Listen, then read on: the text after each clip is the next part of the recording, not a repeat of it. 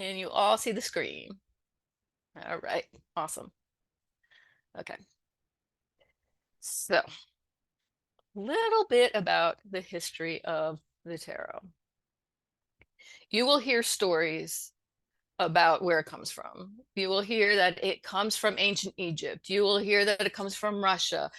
You will hear that aliens have downloaded it. I mean, you will hear all sorts of stories. Maybe they're true. We don't know.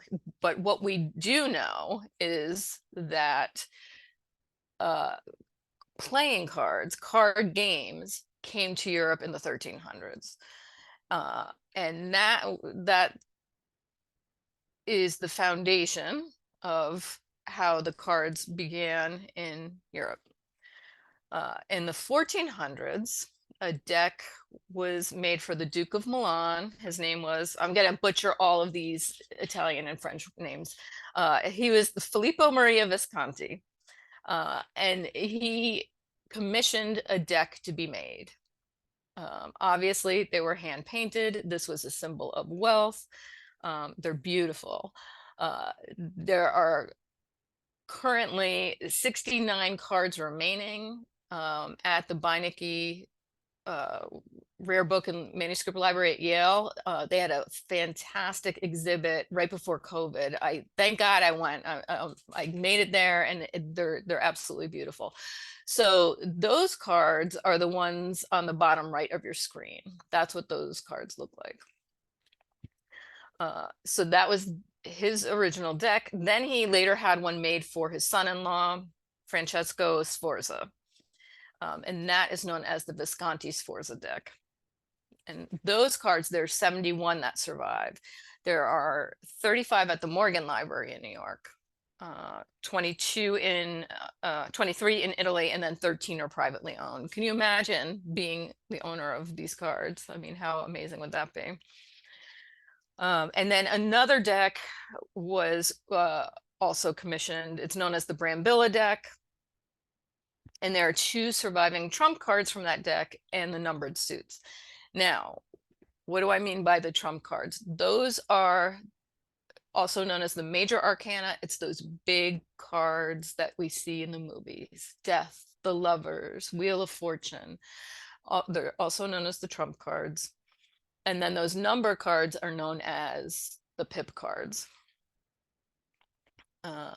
Now, meanwhile, so that's in Italy. Meanwhile, another deck was being created, and they think it was probably made in Italy and made its way to France. That is the Tarot de Marseille, which is the one on the left. It was a wood block print. Now, if you look at that, we see like Le Pape, it would be would correlate to the Hierophant in our deck now. That's a major arcana card. But next to that is the Three of Cups. In the Marseille deck, the numbered cards, the pip cards, are not illustrated. So this is just how it started off. Some people love to read with Marseille cards. I do not, but some people do like that. But just so that you can see how it's starting to form. Then we're going to jump forward to the 18th century. A man by the name of Antoine Coeur de Javelin wrote a multi-volume book project called The Primeval World. And it was all about like all esoteric stuff, alchemy, metaphysics. And so he had this chapter on tarot. Now, this is where it gets kooky. This is where the stories come in about where tarot came from. He linked them to the Book of Thoth, which in Thoth is the ancient god of magic, writing, wisdom. So his story is, and hey, maybe he's right, who knows? He believed that this Book of Thoth was making its way from Egypt to Europe, hidden in tarot cards. So the book was magically transformed into these cards, brought to Europe. And he also linked those 22 major cards that we're going to see as we go along the 22 major arcana, he linked them to the Hebrew alphabet. So now we're seeing the Hebrew influence coming in. All right, so are we all okay so far? Um, in 1770, a book was written called A Way to Entertain Yourself with a Deck of Cards by Jean-Baptiste Alliette, who went by, I can't even pronounce it, Etia. It was his name backwards. So this was really like the first book that talked about reading tarot as a divination tool. So prior to this, it was used for games, for playing. Now we get into the divination piece. He's also the one you have to thank for reversals. So if you are a reader that likes to read reversals, he's your man. Or if you don't like them, he's the one to blame. And more about that later too. So that was 1770. Now, as we move along, spiritualism is starting to take place. There's this movement of mediumship, of otherworldly stuff coming in through. More and more books about tarot are being written. In the late 1800s, the Hermetic Order of the Golden Dawn was founded in England. This is a secret society. They met to talk about the occult, metaphysics, who knows? There was a secret society, right? A lot of famous people belong to this order. And here is where the tarot really significantly evolved and was also linked to the Kabbalah and the Tree of Life. This is where all of this stuff really starts brewing. One of the members of that Order of the Golden Dawn was Arthur E. Waite. And so we know him from the Rider-Waite-Smith cards. He decided he wanted to craft this deck, and he made some changes to it, some changes in the major arcana, and his big change was he decided he wanted the number cards, the pip cards, to be illustrated. And so that was huge. He met Pamela Colman Smith, who in this order, she was also a member of the Order of the Golden Dawn. So together they created this deck, and the Rider part is the publisher. Rider was the publisher. So we have the Rider-Waite-Smith deck. That deck was published in 1909. At the same time, another member of the Golden Dawn was Aleister Crowley. And he collaborated with Lady Frieda Harris to create the Thoth deck. Now, that is it's very similar to the Rider-Waite-Smith.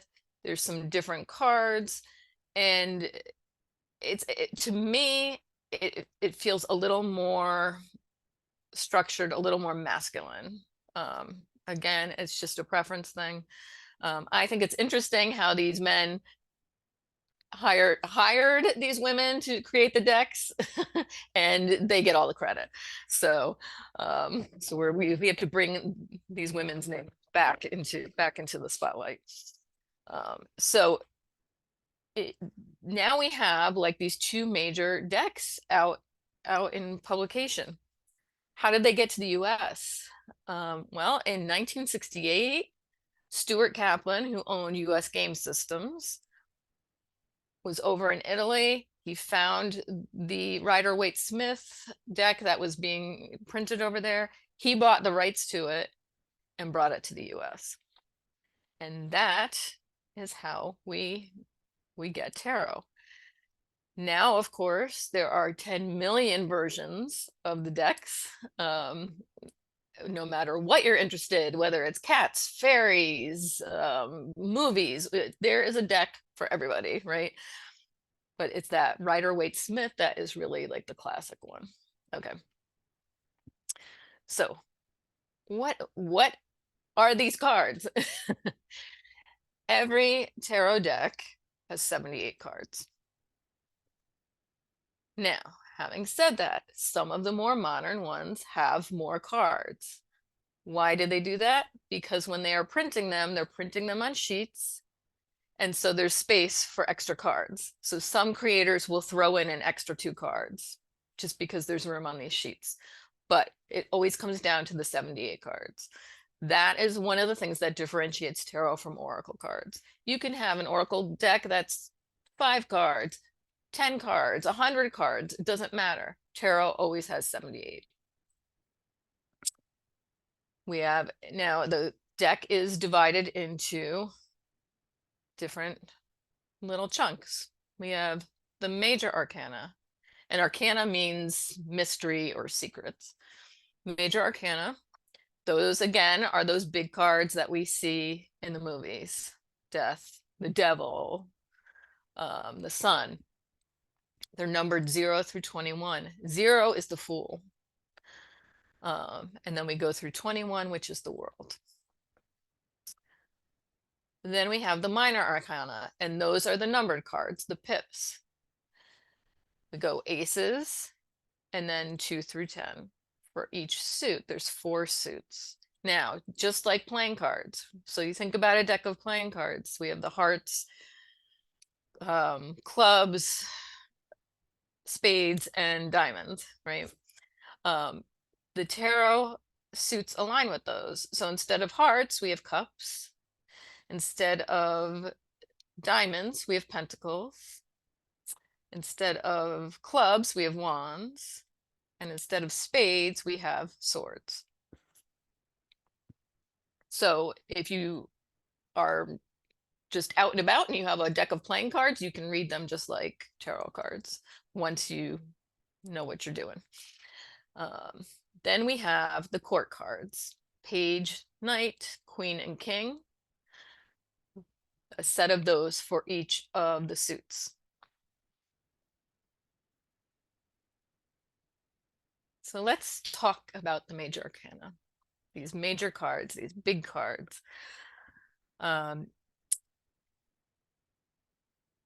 One way of looking at them is the Fool's Journey. This was made popular by Joseph Campbell. It's a very, psychologically driven way of looking at the cards, looking at them as archetypes. Call it the Fool's Journey because the Fool is starting out, and along the way, these are all of the people that he meets. He meets the magician, the high priestess, the empress, the emperor, and the hierophant. And then he gets into like some life events: the lovers, the chariot, strength, the hermit, the wheel of fortune. He goes through all of these cards.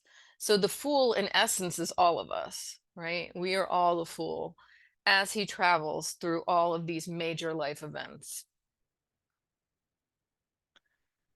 And when these cards show up in a reading, they usually point to some big changes, some major life stuff that's going on, big ideas, big influences, big changes.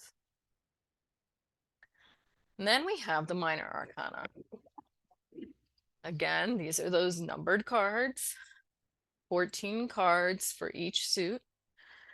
These are the mundane aspects of life, the everyday stuff, the concerns, the situations, the challenges, achievements.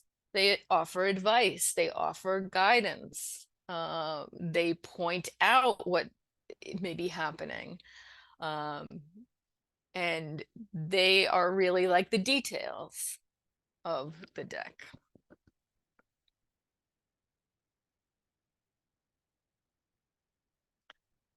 Then we have the court cards. Many people will say these are the most challenging cards in the deck, until you make peace with them, and then you will love them. The court cards can represent people in a person's life, or they can represent attributes. So we have pages, which are young. They would represent young people, children, or the beginning of a situation, or students. We have knights, which are the young men, the ready to charge into battle. This is energy. Knight, I love a knight card in a reading because it tells us what the action is. Here we have the Knight of Swords. This card is saying, go for it, dive in, get ready for battle. You're gonna go to war about something. You're gonna do it, and you're gonna do it fast. Um, each knight has its own personality and tells us what we need to do. Then we have the queens. The queens are the mother energy, nurturing. What are they bringing into the world? What are they crafting? And then we have the kings, which are the masters. They are the summation of the suit that we are dealing with.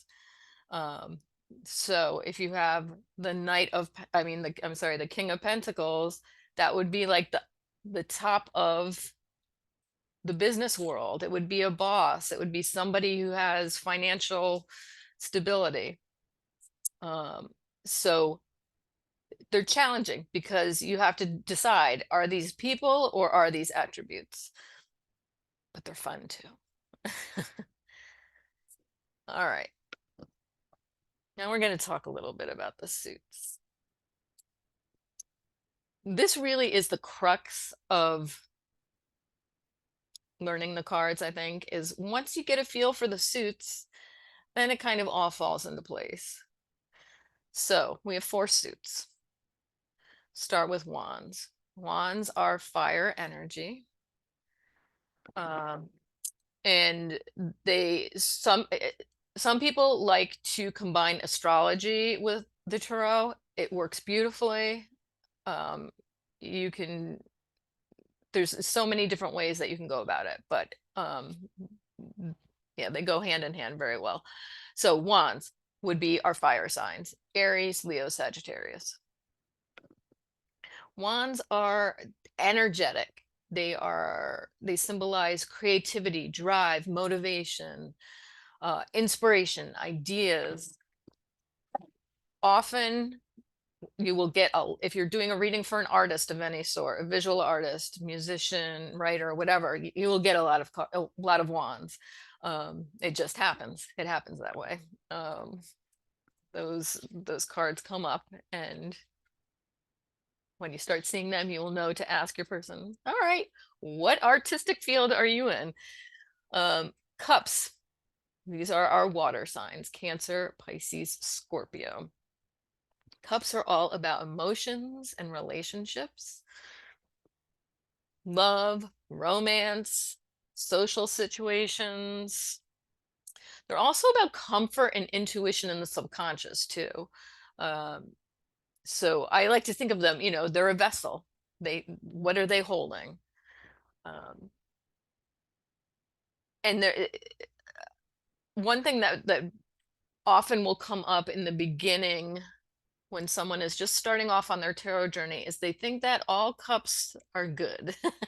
All cups are loving and wonderful. That's not the case. Emotions can be all over the place, right? So not all cups are good. Then we move on to swords. Swords are the thinking mind, the analytical mind, the consciousness, their communication. They also are challenging events, difficult situations, obstacles. They're tough. No getting around it. Swords can be difficult, but also when they show up, it's kind of like confirmation, like, okay, yeah, things are kind of sucky right now. I'm not just imagining this, so they can help bring about resolution. And then our last one are pentacles, or they are also called coins or discs. It's totally up to you what you want to refer to them as. This is Earth, this Earth element, Capricorn, Taurus, Virgo. So it's anything practical. Mostly, or most obviously, it is money, finances, job. But it can also be your physical body. Pentacles can refer to health. Um, it can be anything material, car, house. Um, and you will see a lot of pentacles come up in readings for bankers, lawyers, business people. All right, now let's talk about the numbers. So each card has a number, and the numbers also help us understand what's going on with these cards. So aces are, they're easy. It's a new beginning. It's the first card, right? It's opportunity, potential, what is possible. Twos are about balance, partnership, duality. Threes, creativity, groups, growth, collaboration. When threes come up, it's like, okay, who are the other people involved in this situation, and what do I need to know? How can I work best with them? Four, structure, stability, manifestation. I always remember fours because there's four legs on a stool or on a chair, right? So that's stable. Then we get to the fives. The fives are difficult. Fives are that speed bump. Fives are the big rock in the pathway. They're difficult. They're challenging. It's where the conflicts lie. Um, but there's always a way around it. Six are about communication, cooperation, harmony. So we've gotten over that speed bump, and now we're seeing a way up and out. Seven, reflection, assessment, knowledge. Eights are mastery, action, accomplishment. Then nines, fruition, attainment, fulfillment. Often people will think of tens as like, okay, that's where I want to be. Tens are the last card. But the nines are where it all comes together. The nines are like that moment where you've won the award, or you've heard back that you got the job, or you found out you're pregnant. It's that moment where it all is coming together now. And then tens are kind of like wrapping it up. Tens are like, okay, we've done this. Now we're getting ready to go on to the next thing.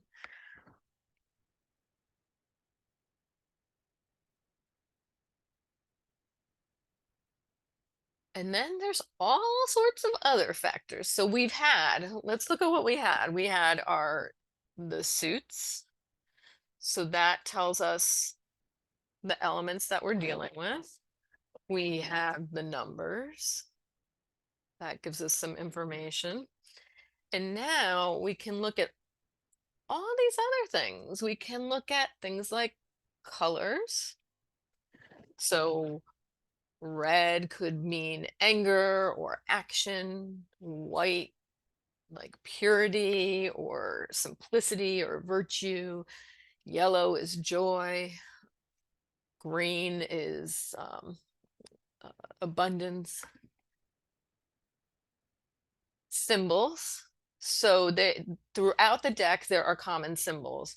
Um, there are flowers. There are lots of roses and lilies. Lilies being that purity, roses being joy, beauty, success.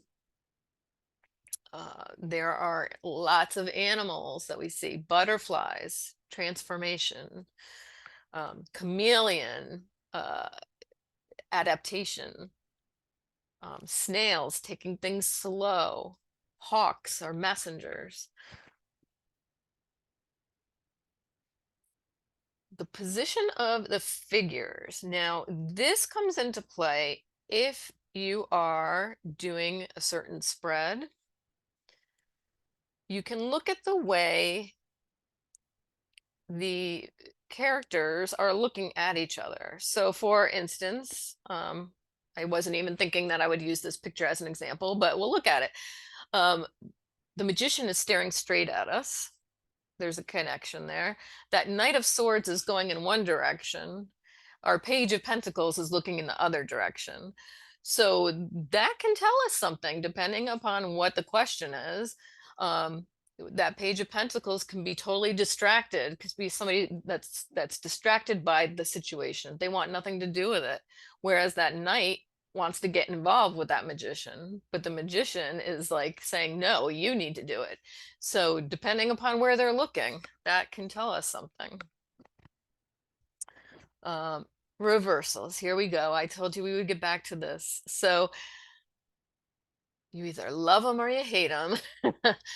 This is when you're doing a spread, when you're doing a reading for somebody, the card is either face up or it's upside down.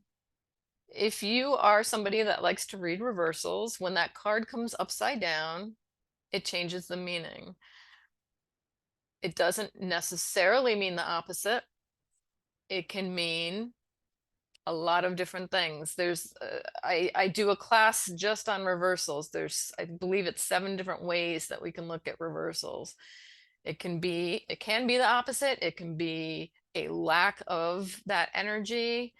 It can be something specific to pull out of that card. All different ways to look at reversals. That's a whole different ball game, right? That's a whole class unto itself. And then there's spreads. So spreads are specific positions for specific cards. So the most popular one is, or what most well known, is the Celtic cross. To me, that spread has its place, but it just feels a little limiting. But again, some people love it. But spreads can vary from 2 cards to the entire deck. You can, and there, I have a book, it's like 1,000 different spreads. I mean, you ask a question, there's a spread for it, so it can be as general as, how do I bring love into my life? Or it can be as specific as I don't even know, my partner wants to go to Mexico next week. What do I need to know about this? So spreads are very useful in giving even more structure to the cards. If you're somebody that likes structure, then that is the way to go. All right. So lastly, just some common questions about tarot. Why get a tarot reading? Why do it? Well, I mean, A, it's fun. Why not? B,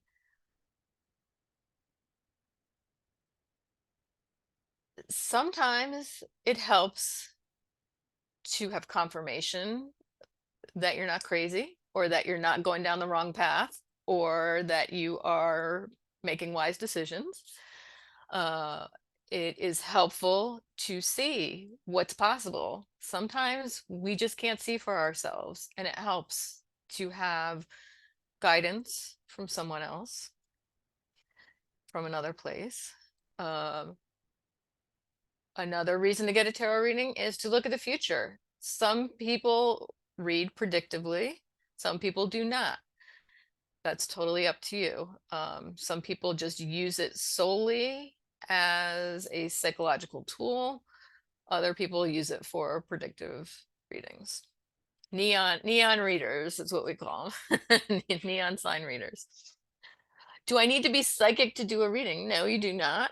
Although I believe everybody has psychic abilities. It's just, are we aware of them? Do we embrace them or not? Some people choose to do readings completely without any intuition, any psychic hits, nothing at all. They just do, tarot by the book. I've had readings like that. It's interesting. It falls a little flat for me, but some people like that again, some people don't want the woo, and that's totally fine. Are tarot cards evil? No. No, they're just cards. They're just cards. The magic is in you. So there's no evil there. I could do a whole class on that. Do I have to memorize every card? Okay, so this is where I think a lot of people get hung up. You're excited, you have your new deck, you want to learn the cards, you start going through them, and then by the time you get to the 10th card, you're exhausted and this is boring as shit. So, no. What I would say is you develop a relationship with your cards. You get to know them. You you play around with them, you have fun with them. And the I will, do I have my book? I do have my book here. This is the book that changed the game for me. It's called How to Read the Tarot, the Keyword System by Sylvia Abraham. And it's all about giving a keyword to each card. And once that just worked for me, just connecting one word to a card. You don't need this book. You can just, I mean, it's a great book, but you can just go through the deck and pick out one word that works for you and connect it. And that will help you. And so you're not memorizing the cards, but you're having a relationship with them. Can I read for myself? Absolutely. Yeah. It's hard because your head is going to get into the game. All right. So you're going to overthink it. I guarantee it. But yes, you can read for yourself. One suggestion I have for that is to write out the reading. So you're almost doing like a spirit writing as you're doing the cards. Um, Otherwise, you'll talk yourself into different meanings. How are the cards so accurate? That's a question I don't know if we'll ever have the answer to, but this is what I have to say. The deck contains every human experience you will ever have. It anything that you go through in life can be found in these cards. So somehow it, it just happens that what you need is what you pull out of these cards. It never fails to astound me the array of topics that can come out of a reading. You know, from the mundane, like this woman whose chicken was being a bully. I always use that example because it cracks me up. This woman, it came through the cards. I'm like, do you have chickens? Because it says something about a chicken being a bully. Yes, this was the case. And once we figured it out, then her chicken started laying eggs again. Um, so it can be that. It can be, homelessness, drug addiction. I mean, it runs the gamut. So there is no experience that the cards cannot handle. And then what is the best way to learn the cards? Pull a card a day. Pull a card a day and write about it. Just keep a journal. What does this mean to me today? It doesn't even have to be like, this is the devil card. This is what it means. You just be like, I pulled the devil and I'm really like focusing on the chains. What do the chains mean? Just pulling that out. So that, my friends, is our little presentation.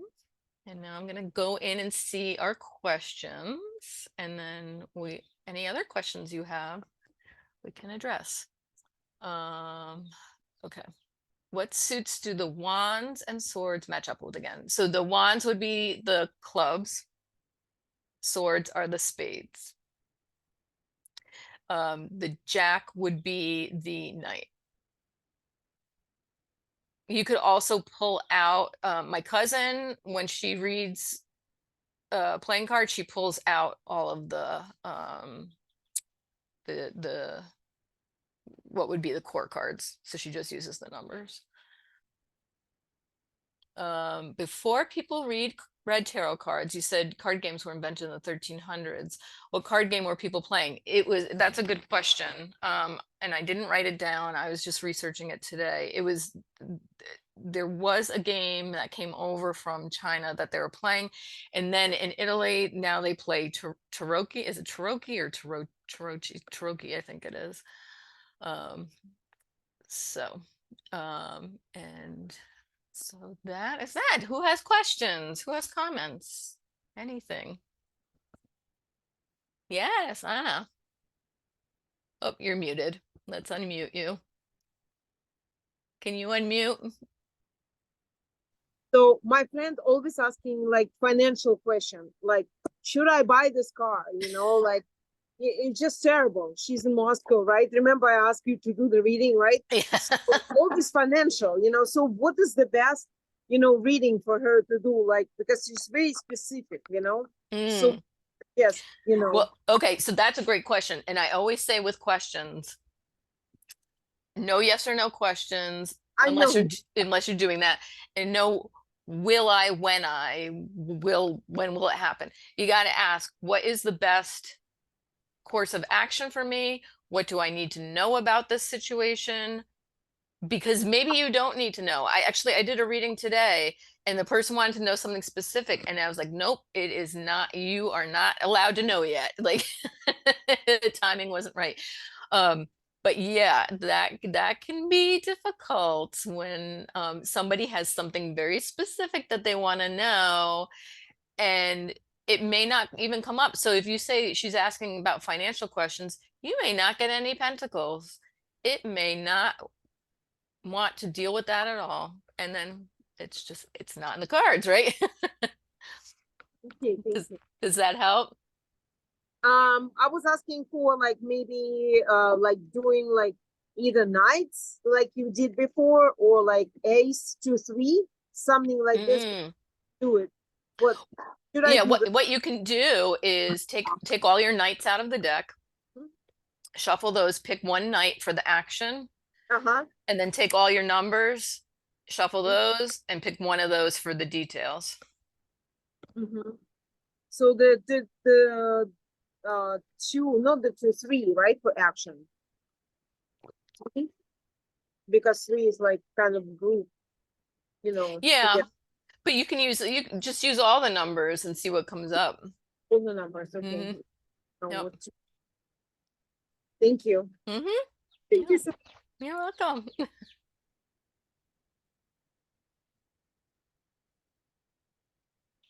Anyone else? No. Your quiet group. All right. We have some more time, so I thought we could do a life path reading for all of you. We've done it before for some of you, but it's always fun to do it again. yeah. So this is a great way to incorporate numerology into your readings. So what you're going to do is take your birthday, your birth month, and your birth year, Mm-hmm. add up each number individually. Okay.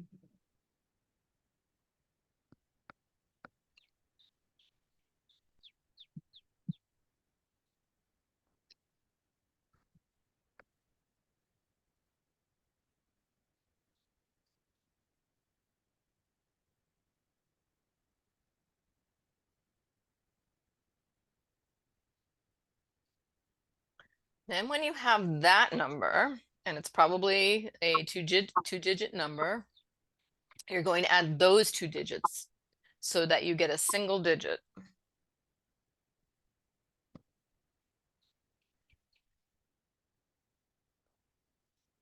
Yes, Lee? So wait, okay.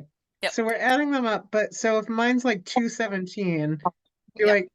I add 2 to 17 or 2, 1, and 7? 2, 1, and 7. Okay, that's what I did. All Yep. right. Thanks.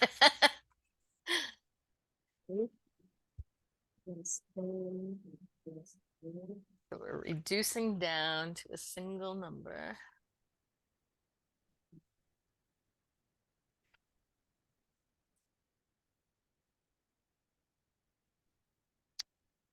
Oh, and I see Jess had a question. I'm sorry. What does it mean when a card is pointing east, west, as opposed to right side up or upside down? That's an interesting question. So in the Celtic Cross, we do have an east-west card. Um, I guess it would depend on the spread. I don't know. I mean, it could be, I'm not really sure. It could be a lack of energy. I don't know. I've never really come across that. Okay.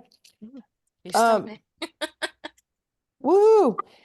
Patty, my Mhm. numbers come out to 33 for the Okay. numerology. Do I reduce it to 6 or does Yep. it stay as 33? Reduce it to 6. Yep. Uh-huh. So Mine is 3. yours is what? Empress 3. Oh, you're jumping ahead. Awesome. Excellent. Okay, so and that reminds me I need my deck. Hold on. It would help if I had my cards. Mm. Okay. Okay, so do we all have a number? Who has number 1? Nobody. No ones. All right. Anybody have number 2? All right, Tanya. Tanya has the High Priestess. So we're going to look at her. She is the keeper of secrets. She is silent, but she is strong. She is badass. Love her. She sits between these pillars of knowledge. She holds the scroll of wisdom.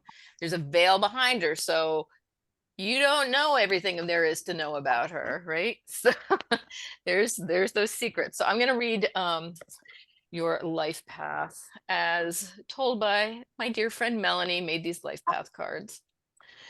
Your life path includes being a peacemaker and helping others. You have the gift of intuition, compassion, and empathy. Opportunities will arise for you to assist others. Spending time in nature is beneficial, as well as music, art, and many other creative activities. You are here to love and be loved. Relationships will be very important to you. You could be a teacher or healer of alternative techniques. How about that? Pretty accurate, I'd say.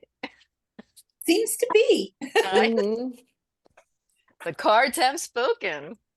All Yeah. right, so Anna is number 3. Anybody else number 3? We have the beautiful Empress. So like, oh, so sensual, so like nature loving, creative, just birthing ideas nonstop. It's just coming to her, right? She's all about bringing her magic into the world. All right, so your life path is to use your creative talents to bring joy and happiness to others. Your sense of humor is uplifting and inspiring. Finding your passion will help you achieve your goals. You are gifted in the area of communication. Creativity is your path to success. Share your wisdom through writing and public speaking. You have an optimistic outlook on life. Learn to speak your truth. I love that for you. Thank you. All right, who's a 4? Me too, Lee. We are the emperor. So so look at him. This is so talking about astrology also, we have the Rams. He is the Aries king, right? He is the emperor. He is fiery with ideas. Boundaries are very important with the emperor. And just being the expert in your field. So life path 4. Your life path is to be a dedicated worker who is gifted at organizing and bringing a sense of security and stability to the world. You are down to earth and practical. You tackle challenges head on and your efforts are rewarded. Persistence and a positive attitude are the keys to your success. A step-by-step process will help you achieve your goals. You are drawn to nature. How about that? Uh, all right, who's a 5? Any 5s? There we go. All right. Karen is the Hierophant. So very religious, very yes, very holy. Uh, community connection. You have wisdom to give forth. You have something to share, right? So your life path is to let go of outdated ideas and promote new concepts for change. Life is meant to be lived to the fullest. You enjoy learning a variety of talents. In order to have a stable job, you need to feel challenged and have a great deal of flexibility. You are a gifted communicator. You will enjoy a life filled with travel and adventures. You enjoy entertaining and meeting new people. Hmm. How does that sound? Sound like you? All right, number 6. Just the Lovers. So, duality, right? This can often come across as it's not the Libra card, but often it can be about like that balance, like and a total thirst for wisdom and trust, like a little bit of optimism too, like trusting the universe. So let's see. Life path 6. Your life path is focused on nurturing and helping others. You are creative and enjoy social gatherings. You have a keen eye for beauty. You are here to learn that you cannot help those who are unwilling to help themselves. You may have to learn to achieve balance in giving and receiving. You provide unconditional love to all life on the planet. You are a natural healer. You are here to experience love. Aw. I know. So nice. Aw. Just say that the I don't know if it's irony, but when the Valentine baby Yes, gets the that's lovers. right. Good point. Valentine baby gets the lovers. That's interesting. Uh-huh. I Who's love also that. perpetually single. But this is the lovers and the affirmators deck. It's the Mm, 2 otters holding hands. That's very sweet. I'm such a sap and I love it. Do we have any 7s? No 7. 8. Oh my gosh. All right. So you must be a 9. Right. Okay. 9. All right. We have the Hermit. All right. So the Hermit, wise, um, uh, a sense of fortitude, strength, um, the ability to roll with the punches and come out on the other side even stronger. So let's see. Life path 9. Your life path is to make the world a better place. No pressure there, right? None. You will gain wisdom and share it with others. You are intuitive, sensitive, and compassionate. You excel at writing and speaking. You may be an activist for environmental concerns. You may choose to let go of the past and heal emotional wounds. You feel interconnected with all life on the planet. You are multi-talented and wise. How does that feel? No, it's very accurate. Oh, that's awesome. That's great. Yes, so there you go. So that's like a little bit of numerology, a little bit of tarot, and a little bit of astrology. And so there's fun to be had with the cards. So any other questions, comments? Mhm. Can you send us the life blur? Do you have it where you could send the life path blurbs, like what the 6s were? Yes. Mhm. Thank you. Yep. Mhm. Just so I can have it written down. Yes, I sure can. Yep. Thanks you. Yes. So that's just a little bit of basic fun trivia about the tarot, some history, a good starting point. I encourage everybody to always just play with the cards, have fun with them. Tree of Life sometime. What's that? Tree of Life. Oh, Right. you know what? I would love to. I am not an expert in it. So I am not the one to do it, but maybe I will try and find somebody that is really good at that. And Yeah. we can go to Kabbalah a little bit more. Yeah. Kabbalah, Mm-hmm.